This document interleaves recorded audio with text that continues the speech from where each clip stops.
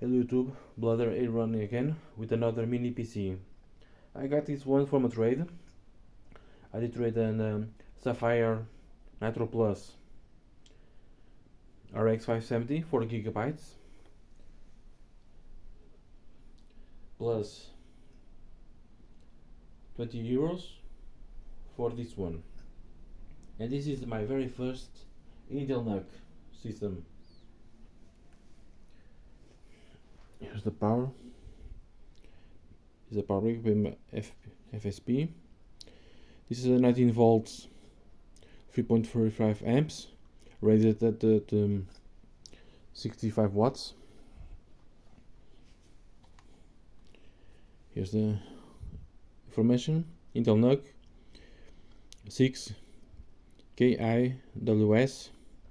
This one is based on the Celeron, the 6th gen, and as you can tell, there is no power button, and you have this light strip when you power up with the blue light. So as you have in the front, you have two stereo speakers, two set of speakers, one USB for fast charging, and a USB 3 combo jack, and power button with power light embedded. On this side we have the King's interlock, some ventilation for the intake, and SD slot. On this side just some ventilation. On the back you have the exhaust part. Here the barrel jack power, two USB 3.0s, and audio out optical. You can have plug in with an adapter for optical, a VGA, HDMI, and a gigabit Ethernet. Here's the bottom part. To disable, just need to remove the screws. These are captive, so you don't lose them, and this metal cover comes out. The bottom part also, they still come out, but there is some screws if you want to disassemble it more. What else can I say? The specs is the Intel Celeron NJ3455 with 2 MB of cache. Base speed is 1.5 and can boost up to 2.3 GHz. And this is better than the original system that I wanted. It was with the Pentium, the 3700. According to the reviews, this Celeron beats the Pentium. And one thing about this generation that is better than the previous ones, it finally has dual channel support, so you can have two DIMMs for better graphical performance, instead of the previous that only use single channel mode. So embedded with the eMMC 32 GB.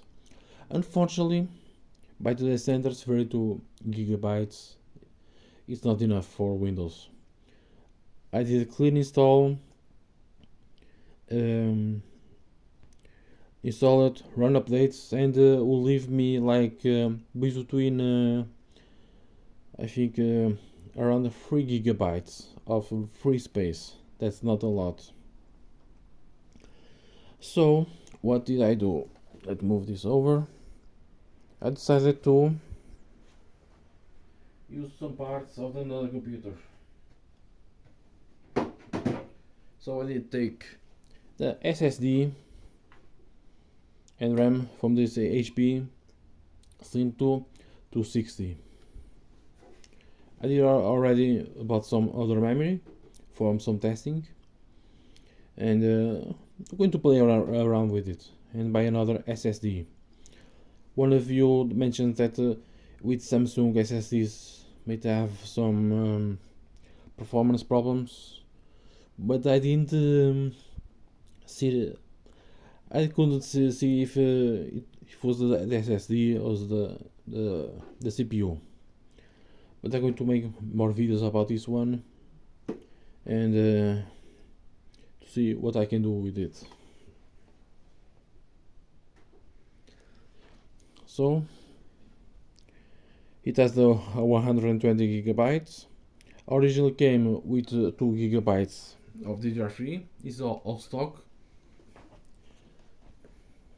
When you bought back in the day, it came with this ADATA 1600 DDR3, 2 gigabytes, and I placed the 240 gigabytes from the HP into this one. And a huge difference. I initially installed it 32-bit Windows 10 and it was okay, but like I tell you, after the updates, install some programs less than the 3 gigabytes free space, it was not enough. So now I'm going to quick disassemble it and show you the insides. A part, not all. So I did unscrew the screws. We remove this side plate, bottom plate. So you can see they are captive screws. You have this extra material here, so you don't lose them. It's a very thick plate, well built. Here's about the part with the SSD. I did have to get a screw. I know SSDs don't need, but since this was had a lot of lack of moving, so I decided to screw so that accidentally pressing down it might do something over there. Now you just pull up and reveal its internals.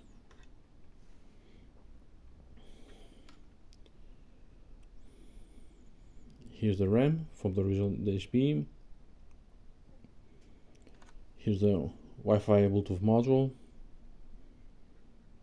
The CPU, you can see, is on the other side. A quick look.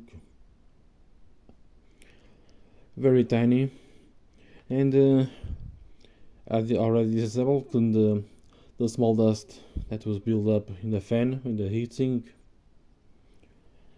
It did come with those that pink, forgot the name, that pink type thermal stuff that is very difficult to clean. I have to use a lot of alcohol to remove it.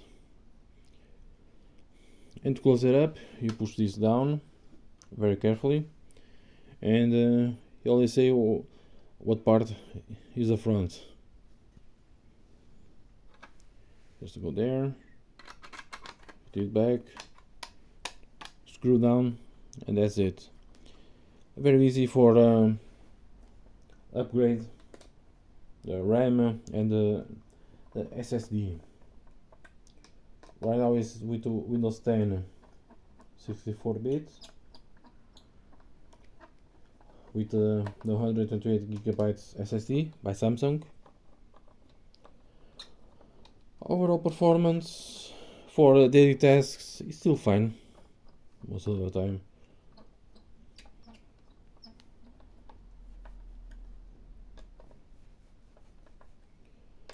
I did try to in the next video play some games, some other games. Since it has dual channel, it does help a lot during Windows. So thank you for watching and see you guys in the next video.